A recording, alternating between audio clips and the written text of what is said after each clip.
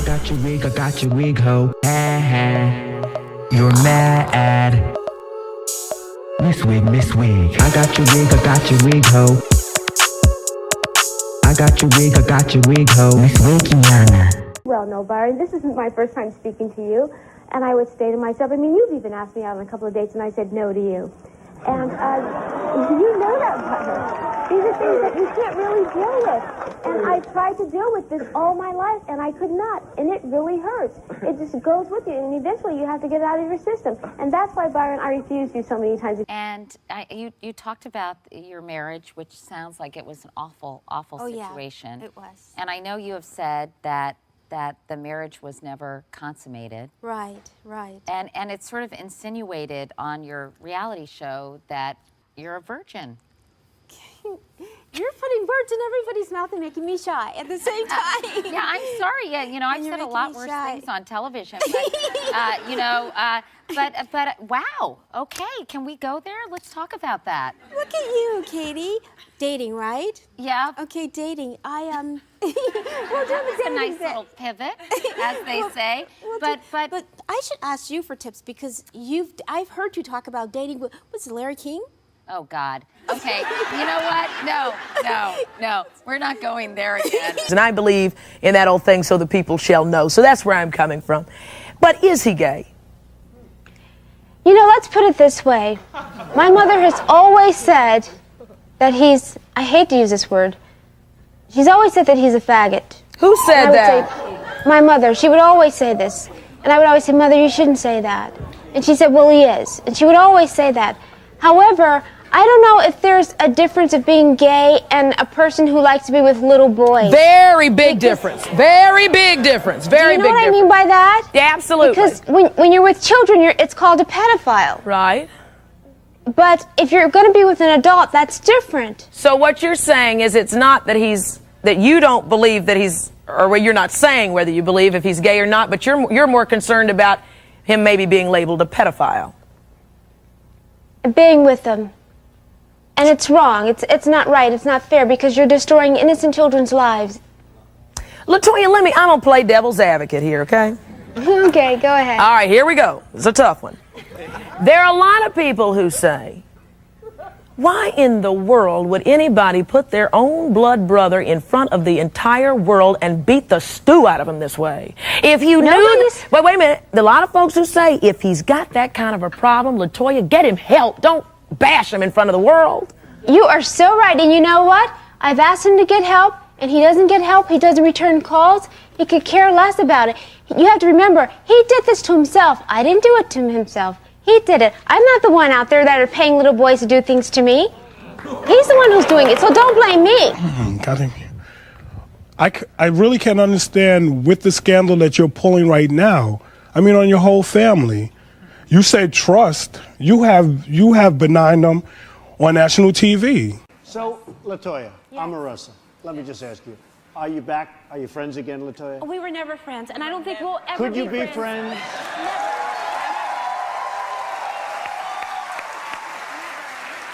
Could you be friends with Omarosa? And for the record, I never once said anything negative about Michael Duncan Clark. He's a wonderful. What you can say about my fiance who passed away. First of all, he wasn't your fiance. Thank you, Gary. Thank you.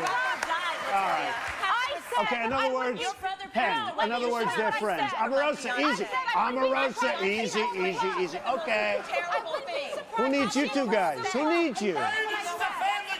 Okay, good.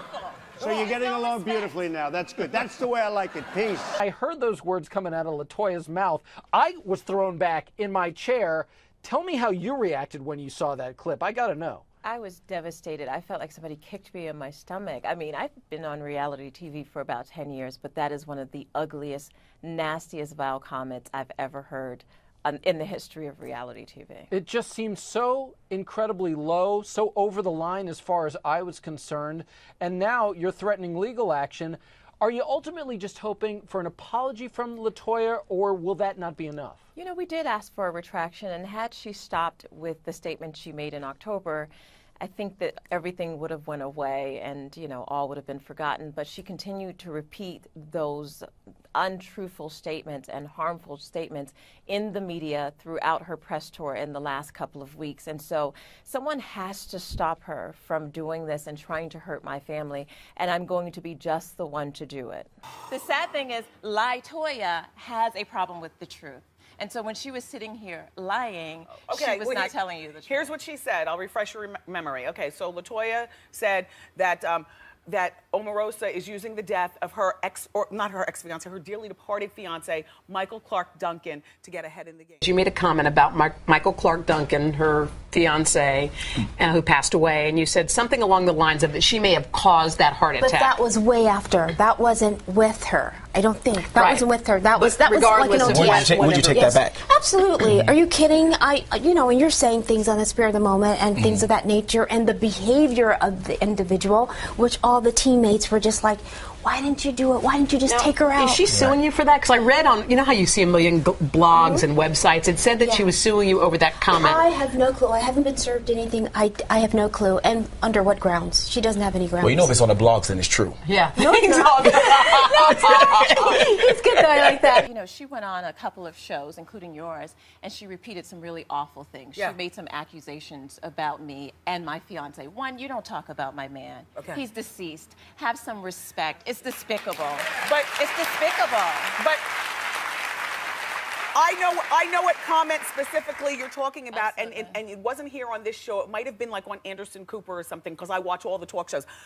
She repeated it again and again. You tell what it was. So even if my attorneys were sitting back and they're looking like, is she bright? No, she's not. The thing about the plug. The thing about the plug. Who says that? I mean, it's despicable. I won't repeat it because, one, I love my man. Omarosa said that she's suing you. She called you Latoya for defamation of character. What's the latest? Because I was telling you through the TV, just, write the letter, apologize, and end this mess. The latest, there was a letter sent. And it was sent to my people, but it was not a lawsuit, it was a letter. And that's what it was, but she went on saying that it was a lawsuit, which it was never a lawsuit. My father did that to me. He threw me in the bathroom, and he threw a book in the bathroom, and he slammed the door. And each one of my brothers and sisters would come in that bathroom and wash up for dinner, and not one of them spoke to me. They didn't say one word, like, how do you feel, how are you? Because they were so afraid. Lots of things and lots of lies about myself. That bothers me very much for her to say something like that, but I think, I'm not going to harp on this, but I think it's just a way of getting attention, the attention that she didn't get from the public. I know she's always, she's never really had the success that the rest of the family really has had, and now she's being acknowledged by the public because of this. And it's kind of like her claim to fame in a sense. But my parents, they never crossed the line. They were never too strict. With my sister, because she's so much older than I am, and we slept in the same bed. So I recall him getting in the bed with us and doing the acts with her. And my mother would say sometimes, Joe, not tonight. Your mother knew? Oh, yes, my mother's very much aware of it. And then there were times when my sister couldn't take it anymore, and she would ask my mother to go get help for him, psychological help. And she refused to do that. And eventually my sister just decided that she wanted to leave home, that she could not deal with it anymore, so she left home. You're talking about... Go ahead, I'm sorry. That's my sister, Ruby. Right. And that's when he started sexually abusing me, when she left home. But you were very young when it started. Very young, yes. And how long did it go on? It went on for a couple of years. It went on basically my entire life. I spoke to my mother about it a couple of years ago when I couldn't take it anymore. And I asked her for help. I said, Mother, I need help. Please help me. I just want to know one thing. Why is he doing this to me? Why did he do these things? And she answered me by saying, yes, your father did these things. He was sick at the time, but you're not supposed to talk about it. You're not supposed to mention it, and don't you ever mention it again. And I called her again. I said, but you don't understand. I need help. I need to know why. I need to know something. Please help me. Because you get to a point in your life where you can't cope anymore. You're thinking about it constantly. And I couldn't deal with it. And I kept reaching out for help because she was my best friend. So I turned to her for help. And she wouldn't do anything about it. And she kept saying, if you ever mention this to the public, I will deny it. And I will call you a liar. And they won't believe you. Yes. So as a result of that, I felt that I really do and truly feel, although Nene was really on top of me, I felt that she has a really good heart, and she was being led by Star, and she didn't realize it. I saw it from the beginning, but of course, she didn't see it. Star used her as her mouthpiece. Oh. And she didn't know that. And I said, oh, poor child. So I tried to tell her, and she didn't see it, and eventually, as you guys will, it will develop, and she will see it. Okay, so now how did you get along with Star Jones? Say it like you mean it. Say it like I mean it? Okay, I'll be quite frank with you. I got along with Star as well as the people on The View got along with her.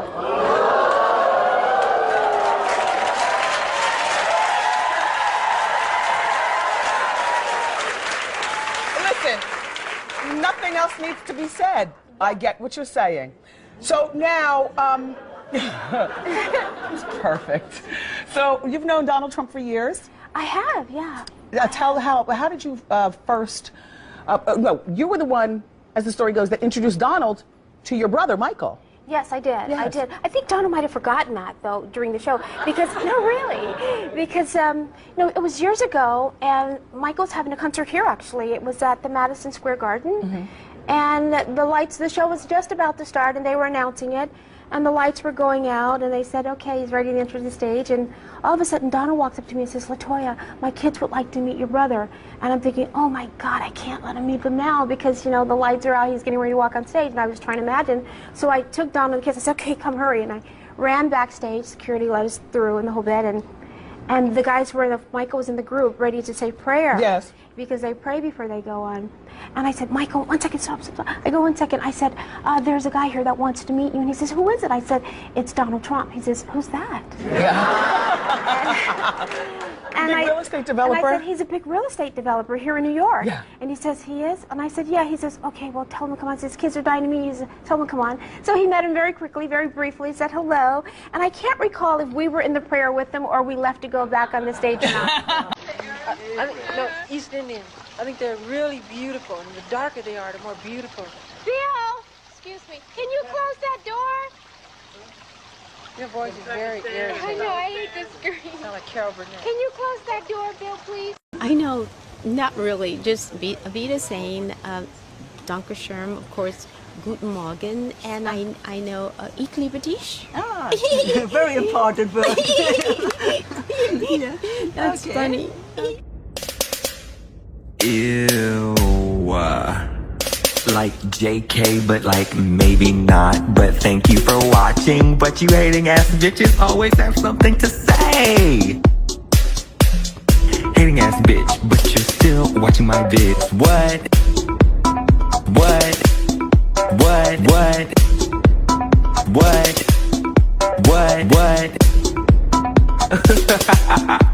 You're so upset. But that's like okay, because have a piece of bread, have a Xanax, relax, because I said what I said.